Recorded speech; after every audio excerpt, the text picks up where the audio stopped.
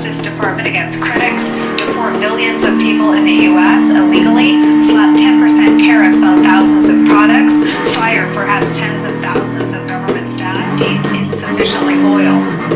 Now, the leader of the group, by way of the Heritage Foundation, is a guy by the name of Kevin Roberts. And this week, he was talking about the whole thing on Steve Bannon's podcast. And if you're watching, you're realizing that the guy you're about to see is not Steve Bannon, but former Virginia Congressman Dave Bratz.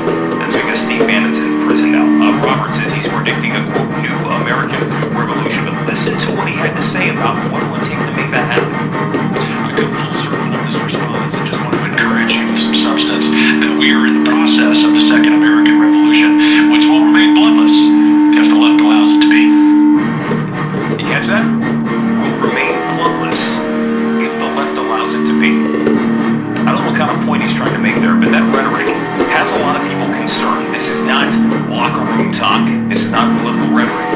This, of course, comes in the same week the Supreme Court ruled that Trump has absolute immunity from official acts made as president, which means whatever Trump decides to do, should he return to office, there really aren't the same guide rails this time around. What we should be talking to each other about is not just about an existential threat to our children and grandchildren. It's what are you going to do in the next 6 months? Because come January, if Donald Trump is president, our lives will change radically.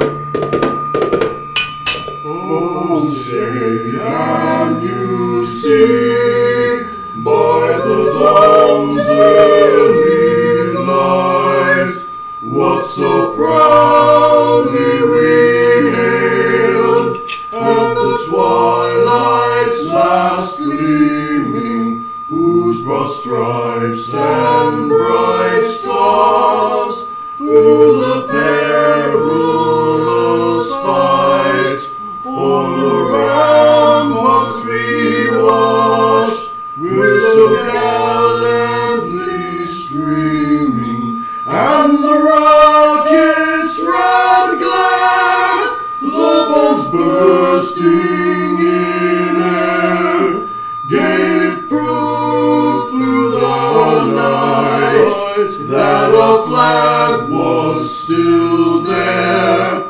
Oh, say does that star-spangled banner yet wave o'er the land of the free?